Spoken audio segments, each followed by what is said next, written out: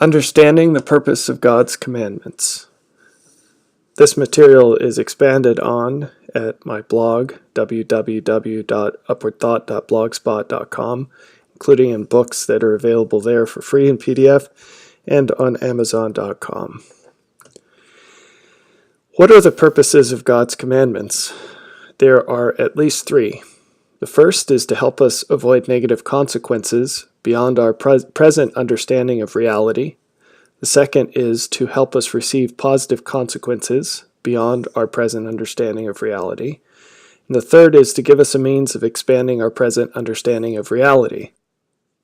In short, it's all about reality, things as they really are. And the commandments are the way that God, knowing much more than we do, provides a means for us to know more. Let's start with the first one. Avoiding negative consequences beyond our present understanding of reality. In the law of Moses, there are quite a few laws regarding leprosy. Everything from how to identify it to the treatment in terms of the people who have it, etc. And this seems excessive for someone reading it without understanding what the purpose was. This set of laws was designed for people who would be in close proximity and low technology. And from the days of wandering in the desert to the days of establishing cities, leprosy was a disease that was quite onerous. And the interesting thing about these rules was that by following them, you would actually eradicate the disease among the people. So if you look into how leprosy is spread and its level of contagion, you'd see that it's not actually a really contagious disease. You have to have prolonged physical contact to pick it up, and it's very obvious. The symptoms of the disease are very obvious before it's contagious. And so if you followed the law of Moses, you'd actually pick up that you have the disease quite early on, and you'd be separated from other people who don't have the disease long before you could spread it. Now, the persistence of the disease is interesting because that says a lot about ancient Israel, but at least the persistence among them. But the purpose of these commandments, specific to leprosy, was so that the people could avoid any of the negative consequences of this disease in spite of a low level of scientific knowledge and technology. So in general, this is an important purpose of commandments. God's commandments shield us from negative consequences of principles that lay beyond our present understanding of reality. And so if you obey God's commandments, you will minimize the amount of suffering that you endure, at least in terms of suffering for your own mistakes. The second purpose is to receive positive consequences beyond our present understanding of reality. So this is the mirror of the last one we talked about. So a great example of this is that when Adam was cast out of the Garden of Eden, he was given instructions by the Lord to offer animal sacrifice. And he was told all about how to do that. What he was not told was why to do that. And so he did this for many days, and he was visited by an angel who asked him why he was doing this. And he said, because God told me to. And that was his only reason. Well, there are blessings associated with keeping God's commandments, and those blessings are predicated upon certain principles. These principles are part of God's knowledge. There's an unfortunate tradition that the blessings and punishments of God are arbitrary, that somehow we can obtain his favor through some arbitrary means, and that we incur his judgment through some arbitrary means. In fact, these are all, you could say, natural laws. These are all external principles. And when you learn the principles, you can obtain the positive consequences through living them, or you can avoid the negative consequences of breaking them or living contrary to them. And this is the way it actually works. And so this is why The Spirit of God reveals things as they really are. The Spirit of God reveals reality to us at a greater extent than our awareness provides. So, by obeying God's commandments, you can both avoid negative consequences and receive positive consequences beyond your present level of understanding. But this isn't the most important purpose of God's commandments. This is to give us a means of expanding our present understanding of reality. And let's drill down on that. There are two parts of reality. One is the character of God, and two is the knowledge of God. So everything we learn about reality will be within everything God knows about reality. And the character of God is very important to understand, because it is our goal to have that same character, and also it explains everything around us. This idea of using commandments as a way of learning more about what God knows and how God is contrary to how almost everyone sees the commandments, which is in this sense. From Psalm 32, the Lord said, I will instruct thee and teach thee in the way which thou shalt go. I will guide thee with mine eye. An eye is a scriptural term here that refers to awareness. Be ye not as the horse or as the mule, which have no understanding, whose mouth must be held in with bit and bridle, lest they come near unto thee. So most people understand commandments as a bit and a bridle to lead a stupid animal which doesn't have understanding.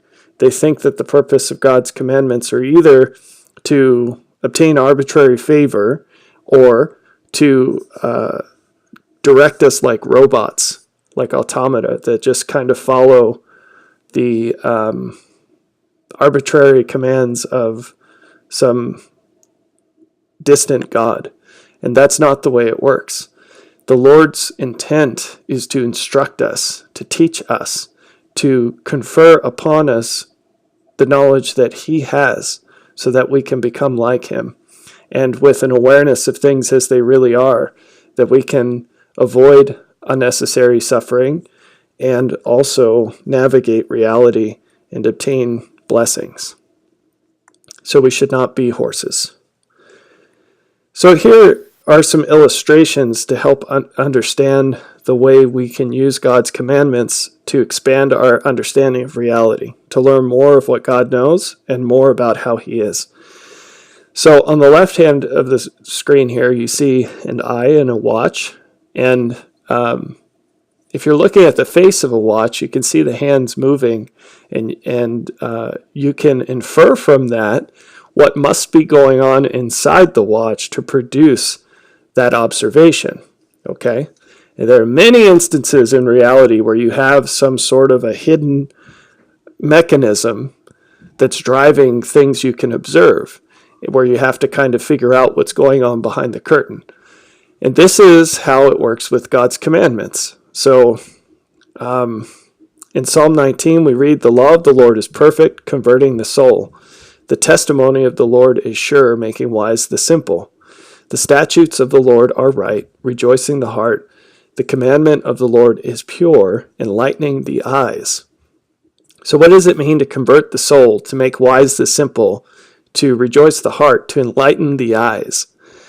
Well, when the Lord conveys His knowledge, when the Lord delivers commandments to us, it is with the intent that we learn what's going on behind the scenes, that we acquire the knowledge that these observations, that generate these observations. So here's a slightly different illustration, and this time there's no watch on the left side, but we have this picture which is meant to denote law, the law of God, His commandments. And on the right-hand side, we have two gears. Okay, so the right-hand side is God's knowledge, and the left-hand side is God's commandments, which we observe. And if we obey and seek more understanding, and we think about these things critically, what will happen is our knowledge of what's going on will expand. Our knowledge of our share of God's knowledge, the amount of God's knowledge we possess and understand. And we will receive more commandments. And this process is iterative, it's cyclic, it just keeps going, right? And eventually we know an awful lot about God's character, and we share an awful lot of his knowledge, and we have an awful lot of commandments. But this is an oversimplification of the real situation, because we don't just receive additional commandments, we also receive replacement commandments. And these can be one for one, they can be many for one, or they can be one for many. And so typically, and I've written and spoken about this, typically it's much easier to receive additional commandments, so things in addition to what you believe, than it is to receive replacement commandments, which are commandments which replace what you currently believe. And we can see some of the struggles that people have with this in the Sermon on the Mount, when the Lord replaced some of the previous beliefs of the people he taught with new beliefs that were better. And they really struggled. One of the reasons we struggle with this is just because tradition is a hard thing. And another reason we struggle with this is because typically we can attach positive outcomes to things we previously believed. And we can believe the lie that just because something is good, we believe the lie that because something is good, there can't be something that's better. And that's a dangerous proposition. So, what does it mean if our commandments don't change? If we hold on to the same fixed set of beliefs? What does it mean if our commandments are created or modified by men? And what does it mean if we aren't finding ourselves learning more about God as we obey his purported commandments? Well, if our commandments don't change, it means we're not learning more. And we're being like a horse from that passage from Psalms. And that's not good. If you blindly obey God's commandments, you will receive blessings. There's no doubt about it. And you will avoid suffering. But you're really missing out on the majority of the benefit, which is to actually learn more. What if your commandments are created or modified by men? Well, that's very bad. It means you're on the hamster wheel of tradition, and you can invest a massive amount of effort and go nowhere in terms of actually growing closer to God. You can practice all the forms of obedience, but because you're not obeying God, you're just obeying men, you will not have his power in your life in nearly the same quantity as you would if you were actually obeying him and not some person or people.